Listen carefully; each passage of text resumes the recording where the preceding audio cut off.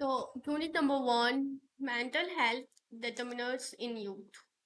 Subject name है youth and mental health general collective psychology का ये सब्जेक्ट है. Unit number one, mental health determinants in youth. What is mental health determinants या determinants in youth? तो क्या है mental health determinants? determinants मतलब वो पता लगाने की कि यूथ की मेंटल हेल्थ कैसे कैसे किन किन रीजन से डिटरमाइन होती है. तो mental health determinants are the conditions. Mental health determinants एक ऐसी कंडीशंस होते हैं, ऐसी एक्सपीरियंसेस होते हैं एंड ऐसे सोशल एनवायरनमेंट्स होते हैं that influence are emotional. Just like three चीज़ें होती हैं. देखिए, ऐसे कंडीशन होते हैं, ऐसे एक्सपीरियंसेस होते हैं. कंडीशंस मतलब होते हैं कि ऐसी वजहें होती हैं, ऐसे एक्सपीरियंसेस सब मतलब सबको पता है कि ऐसे अनुभव होते हैं. ऐसे सोशल इन्वायरमेंट मतलब सामाजिक वातावरण जो होता है इंसान व्यक्ति को कैसा मिलता है या पर्सन को कैसा मिलता है वो डिटरमाइन करता है उसके influence of emotional, psychological and social wellbeing of youth people. Youth is a period of a rapid biological, emotional, social and cognitive development. जो यूथ है वो एक पीरियड है रैपिड बायोलॉजिकल, जिसमें रैपिड मतलब थोड़ी फास्ट, बहुत ज़्यादा rapid fast biological, emotional and social and cognitive development होती है. During this phase mental health is shaped not by one single factor. In this age, जो mental health was not shaped by only one factor or a reason, but it is shaped by many other interactions, of the people like family, peers, school, community, media. Nowadays media can also uh, play a significant role in the wider social conditions. Okay, तो young people's mental health affect. एक young people ये आ सकता है, you have to write it down in your exam कि आप a young person's mental health affect emotional regulation, self-esteem, identity formation, decision making, academic performance, social relationships.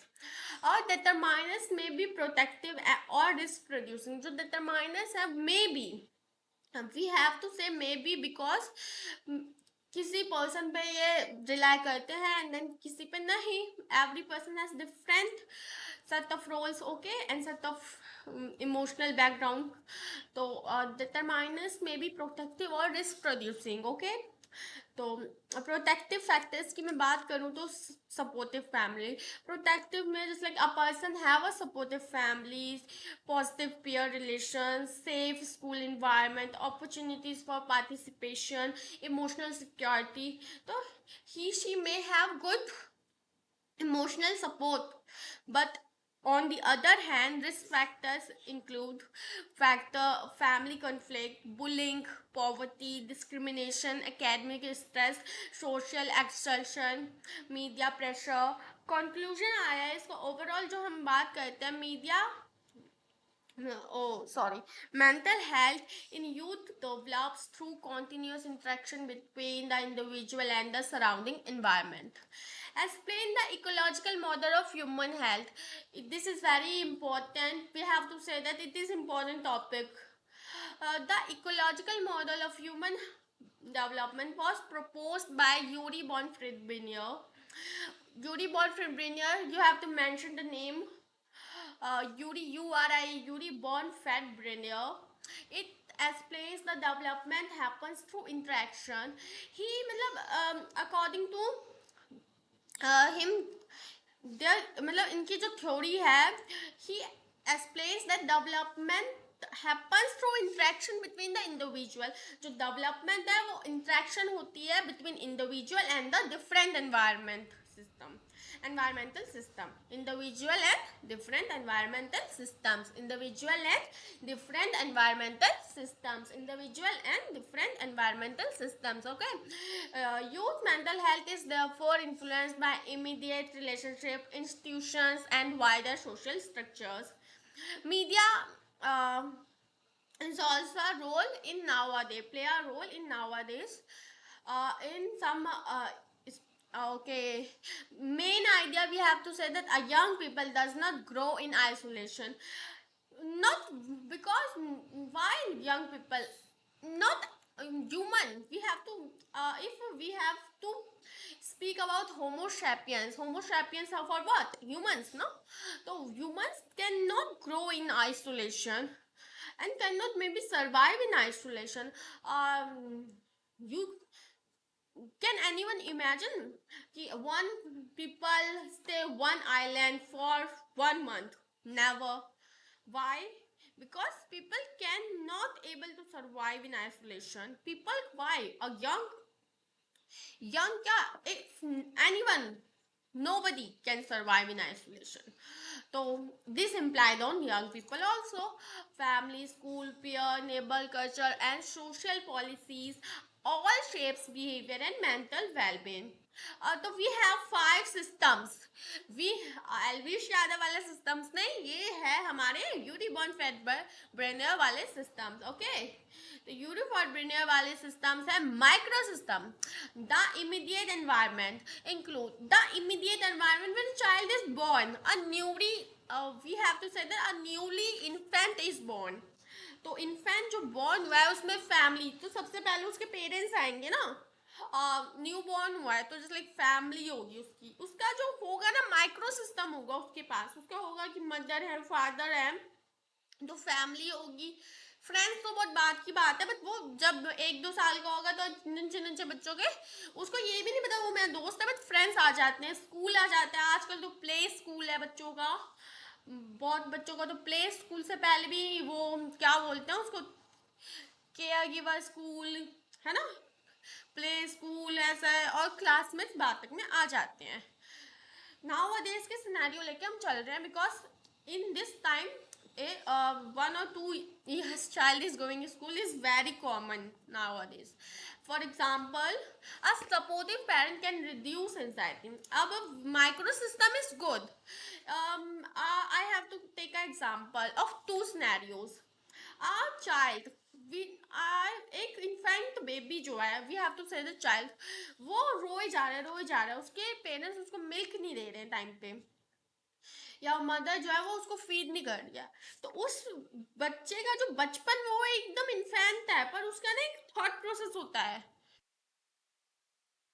Neglected हो रहा है उस वक्त, और तो फिर उसका एक माइंडसेट अलग होगा. और ऑन दी अदर हैंड जो एक बच्चा है जो बस रोना शुरू हुआ ही कि मतलब रोने वाला ही था कि उसको मिल्क मिल गया, उसको हर चीज टाइम से मिल रही है, तो उसका थॉट प्रोसेस अलग होगा दुनिया को लेके, वर्ल्ड को लेके, और मतलब हर चीज को लेके उसका थॉट प्रोसेस, मतलब दोनों में डिफरेंशिएशन होगा, दोनों में वेरिएशन होंगे. A supportive parents can reduce anxiety. A hostile home can increase in stress. पर जो एक hostile home होगा वो increase करेगा stress को. Okay, तो we have to understand the first system. तो let's move on to the second system, meso system. Meso system, the relationship between different microsystems. The relationship between different microsystems. For example, parent, अब देख करा हुआ है तो just like Meesho system में वो आया है, मीसो सिस्टम में वो आया. Sorry for the screen is flipping. बोल तो प्रॉब्लम हो रही है. हाँ, तो we have the meso system, the relationship between different meso system, वो सॉरी माइक्रो सिस्टम्स. द अब जो रिलेशनशिप है बिटवीन डिफरेंट माइक्रो सिस्टम्स, जो माइक्रो सिस्टम बहुत सारे डिफरेंट माइक्रो सिस्टम्स हैं, तो उनका जो मतलब रिलेशनशिप है वो अब मीसो सिस्टम में अब इवॉल्व होगा ना. चाइल्ड बड़ा हो रहा है, चाइल्ड इज ग्रोइंग, तो पेरेंट टीचर इंटरेक्शन होगा, फैमिली इन्फ्लुएंस होगा, पीयर रिलेशंस बढ़ेंगे. Peer means relatives. Good coordination improve youth adjustment. अगर गुड कोऑर्डिनेशन है तो यूथ एडजस्टमेंट जो होगा वो बहुत ज़्यादा गुड होगा. बट अगर यही नेगेटिव सेंस में है तो आगे चल के प्रॉब्लम्स जनरेट होंगी. Exosystem, settings that affect youth indirectly. Exosystem में हम बात करते हैं setting that affect youth indirectly. एक ऐसी सेटिंग्स जो यूथ को इनडायरेक्टली अफेक्ट कर रही है. जस्ट लाइक अब हमने क्या रहा, सबसे पहले हमें क्या किया, let's revise it. Micro system, meso system. अब हम एक्सो सिस्टम पे आए। एक्सो सिस्टम ऐसी सेटिंग्स है उस उसमें ना मतलब like we have to now work या मतलब अलग है। तो एक्सो मतलब होता है एक्सटर्नल सिस्टम। तो वो सिस्टम जिसमें हम इंटरेक्ट करते हैं for other people, like parents work place, local community service, media institutions, parental job stress में क्रिएट टेंशन एट होम। और इसमें पता चलता है कि दुनिया कैसे चलती है, कैसे क्या होता है, पैसा कैसे आता है। तो इसमें एक्सो सिस्टम में एक पर्सन को या एक चाइल्ड की ग्रोथ में उसको पता चलता है। अब हम बात करते हैं, सबसे पहले था माइक्रो, फिर था मीसो, फिर था एक्सो, अब है मैक्रो। मैक्रो मतलब मैक्रो समझ सुनते ही ऐसा फील हो रहा है कि बहुत बड़ा है। तो अब लार्ज कल्चर की बात आ गई है, the large culture and social context की बात आ चुकी है। इसमें इंक्लूड होता है सोशल नॉर्म्स। इसमें चाइल्ड ग्रोन हो चुका है ना, अबाउट 15 ईयर्स ओल्ड। एंड इसमें चाइल्ड को पता है कि सोशल डेकोरम क्या है, सोशल नॉर्म्स क्या होते हैं, ट्रेडिशंस क्या होते हैं, इकोनॉमिक स्ट्रक्चर कैसे क्या है, इकोनॉमिक कितना वो खर्च कर सकता है, उसको अपनी जेब का पता है, लॉज कानून क्या कहता है उसको पता है, जेंडर रोल्स क्या है, वो किस जेंडर का उसको क्या करना है उसको पता है, मतलब उसको सोशल डेकोरम पता है ना। For example our society with gender discrimination can negatively affect self worth. Okay, Chrono system. अब क्रोनो सिस्टम वो होता है जिसमें हमें पता होता है कि जो हमें अफेक्ट करता है कि क्रोनोलॉजिकल, सबने सुना होगा ना कि क्रोनोलॉजिकल ऑर्डर होता है, तो टाइम चेंज होता रहता है, changes over time. Parental divorce, migration, pandemic, कुछ भी आ सकता है, तो वो क्रोनोलॉजिकल ऑर्डर में आ गया। The life transition influence mental health, जो लाइफ में परिवर्तन आते हैं वो भी मेंटल हेल्थ को अफेक्ट करते हैं। अब हम बात करेंगे importance of youth mental health. The economic model helps explain, जो ये जो ecological, sorry for I can say economy, तो जो इकोलॉजिकल मॉडल है वो हमें हेल्प करता है कि why problems have multiple causes, क्या जो प्रॉब्लम्स हैं उनके इतने सारे कॉजेस क्यों होते हैं, इससे हमें ये समझने पता चलता है। Why mental health interventions must involve family, और क्यों जो मेंटल हेल्थ है वो इंटरवीन कर रही है फैमिली, स्कूल और सोसाइटी से। Why prevention is better than focus on symptoms, क्यों इसको प्रिवेंट करना, रोकना ज़्यादा सही माना जाता है, उसी टाइम पे फोकस करना कि हाँ जी इसके सिम्टम्स क्या है। अब मैं शॉर्ट हैंड कंक्लूजन की बात करूँ, शॉर्ट तो youth mental health have to develop interactions between the individual layer environment and it is effectively helped by the condition both personal and social context. Explain the family dysfunctional at a risk factor for youth mental health. This question must be uh, uh, we have to say that may be seen in the family is a first socializing institution. We all know that family is a first socializing institution. It provides emotional support, it provides emotional support, identity, belonging and society, sorry society भी, society तो बहुत की चीज बात की चीज है, security. when family environment becomes unstable, देखो family is a primary thing and it is first socializing institution. family important है, socializing पहले, जैसे like child is born, तो जब चाइल्ड बॉर्न होता है तो उसको सोशलाइजेशन इंस्टीट्यूशन सबसे पहले उसका फैमिली होती है ना, सारा support system. It provides emotional support, identity, belonging and security.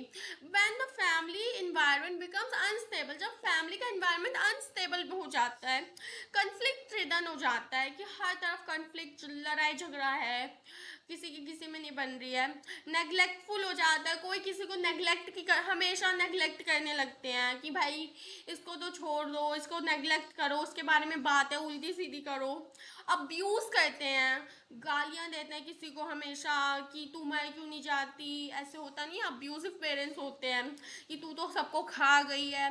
It में हार्म मेंटल हेल्थ, ये मतलब एक चाइल्ड की हेल्थ, मेंटल हेल्थ को हार्म करता है। Family dysfunction includes constant conflict, domestic violence, neglect. अब फैमिली डिस्फंक्शनल क्या, एक यूथ के लिए फैमिली डिस्फंक्शनल क्या इंक्लूड करता है? कांस्टेंट कन्फ्लिक्ट, रोजाना के लड़ाई झगड़े, domestic violence, neglect, emotional unavailability, harsh parenting, substance abuse in parents. Substance abuse में भी our father is a alcoholic, तो substance abuse parents हो गया, पेरेंटल सेपरेशन हो गया. बहुत लोगों का होता है कि पेरेंट्स सेपरेट हो जाते हैं, डाइवोर्स वगैरह हो जाता है, तो फिर भी चाइल्ड पे इफेक्ट पड़ता है. इनकंसिस्टेंट डिसिप्लिन हो गया. ये सब अपने अपने रीजंस हैं. Effect on youth, emotional effect होता है, एंजाइटी होती है, जिसको भी मतलब जिस पे ये सब बीत रहा होता है उसको एंजाइटी होती है, उसको सैडनेस होती है, उसको फियर होता है, fear of losing everything, insecurity होती है उसको. कॉग्निटिव इफेक्ट क्या होता है, अभी मैंने क्या इफेक्ट बता रही हूँ ना, तो मैंने अभी इमोशनल इफेक्ट बताए हैं. एंजाइटी होती है, सैडनेस होती है, फियर होता है उसको, इनसिक्योरिटी होती है. अब मैं कॉग्निटिव इफेक्ट्स की बात करूँ तो पुअर कंसंट्रेशन हो जाता है उसका, बिकॉज जो उसके टेंशन है या जो उसके वोल ये सब है ना, वो इन चीज़ों में लगा रहता है. लो सेल्फ वर्थ हो जाती है, कंफ्यूजन अबाउट आइडेंटिटी हो जाती है. तो ये हमने दो कवर किया अभी, emotional effect and cognitive effect. अब बिहेवियरल इफेक्ट में वो अग्रेसिव हो जाता है, वो मारने पीटने में उतारू हो जाता है, वो अग्रेसिव हो जाता है. बिहेवियरल इफेक्ट, विथड्रॉवल हो जाता है, उसका होता है बाहर में जाए सब, स्कूल अटेंटिव हो जाता है, वो उसका बिहेवियर रिस्की हो जाता है औरों के लिए. Why family dysfunctional affect youth strongly? Young people depend on family for emotional regulation, guidance, attachment, social learning.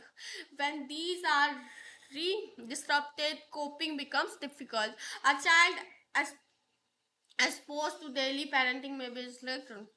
Conclusion: healthy family functioning protects mental health, dysfunctional family protect increase the vulnerability to the psychological problems. So now let's move on to the other one. Explain peer pressure and unpopularity as risk factors. This question must be every youth problem in nowadays, yeah, sometime. Explain peer pressure. Peer pressure सबको होता है, class 10th में हो, सब में हो. अनपॉपुलैरिटी at risk factor, ये भी होता है कि यार मैं तो पॉपुलर नहीं हूँ, कोई मुझे जानता नहीं है ना. ड्यूरिंग एडोलेसेंस, मैंने एडोलेसेंस अभी मैंने क्लास 10th बोला, क्लास 10th के बच्चे क्या होते हैं, एडोलेसेंट होते हैं. तो during adolescence peer becomes very important. Young people seek acceptance. जो यंग पीपल होते हैं उनको ना एक्सेप्टेंस चाहिए होती है, यार कोई भी बात मान ले, बिलोंगिंग चाहिए होती है, आइडेंटिटी फ्रॉम पीयर ग्रुप्स चाहिए होती है. पीयर ग्रुप क्या होता है, पीयर प्रेशर क्या होता है, peer pressure refers to influence from friends और peer group that encourage a person to behave in a certain ways. I can make next video. So thanks for watching, and please do like, share and subscribe to my channel for getting more valuable and useful videos on such topics. Thanks for watching, and please subscribe my channel for please subscribe, and thank you for giving me so thank you. Yeah, thank you.